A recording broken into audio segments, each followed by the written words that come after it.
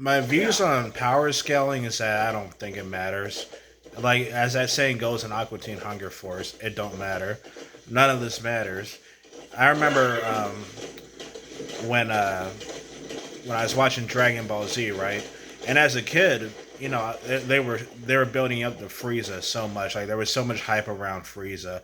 He literally owns like the galaxy. He's like the world's strongest person or whatever, right? And it was epic.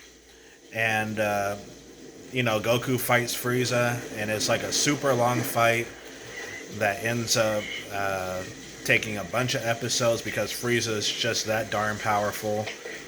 And then, you know, that happened, and then it turns out that Frieza actually wasn't the strongest ever. Because not only did Goku end up overpowering Frieza, which is okay because he's the main character, he's the hero, but then when we got to the Android saga and the Cell saga, it was revealed that Android 17 and 18 are like a million times stronger than Frieza. And, that's just crazy to me because Android 17 and 18 have way less build up and way less screen time compared to Frieza. And plus, they're way younger than Frieza, and yet they could easily beat him. Like, pretty much, it trivialized that whole Super Saiyan Legend thing. I like Android 18, and seeing her beat Vegeta after he achieved Super Saiyan was satisfying and funny. But it still trivialized the whole Super Saiyan legend, right? Because after all this build up, now suddenly Vegeta needs to unlock a new Super Saiyan form in order to stand up against these androids, who, by the way, have less impact and screen time and presence compared to Frieza, who pretty much ruined Vegeta's life since childhood and caused a genocide of Goku's own race. And then, it just doesn't matter because how strong a character is, it just depends on how the author or the writer or the director is feeling. And then I'm going to spoil Invincible, right? I finished the Invincible comics a year ago.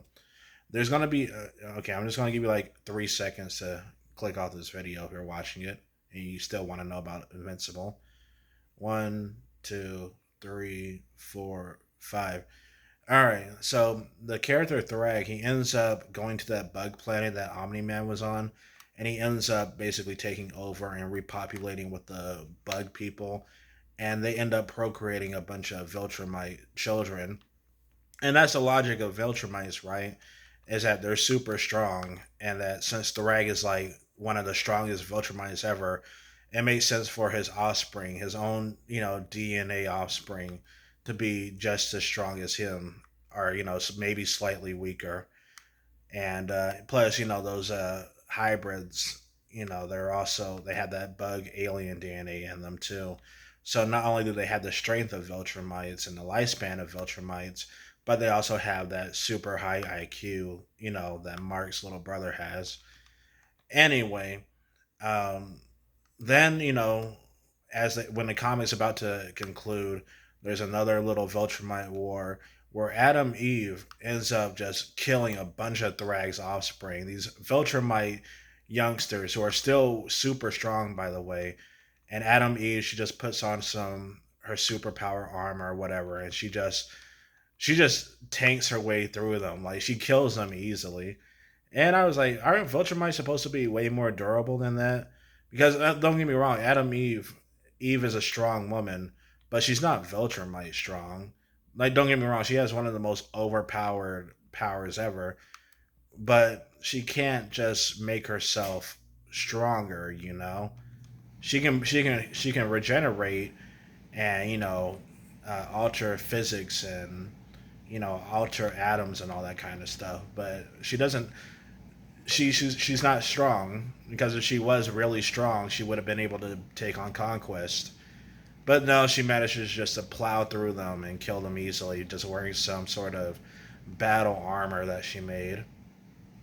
And yeah, that was crazy. And that's where I was like, yeah, that sucks. But again, I guess the creator of Invincible, Robert Kirkman, was like, yeah, I'm trying to end the story as fast as possible. I'm just gonna have Adam Eve be able to fight up against Feltramites, you know, and it's crazy too because the Earth, the Guardians of the Globe, they couldn't even handle one Viltrumite, and then Adam Eve can suddenly just beat a bunch of them. And I know that they're younger, but still, though, they have Thrag's DNA. They should have been more durable, but it is what it is. It's fine. You know, by that point, the comic was already running out of steam. And it's going to be crazy, too, when these people haven't read the Invincible comic are going to see some of the bullshit that the comics end up pulling from a narrative point of view. It's going to be hilarious. Anyway, uh, yeah, that's all I just wanted to say.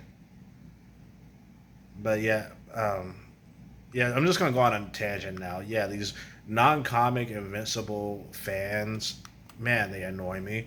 Like I remember seeing this one Republican guy who was bitching and moaning about the new Invincible season is pro-abortion because Adam Eve got an abortion, and I'm like, bitch, that arc happened years ago. You are like super far behind, you fucking normie.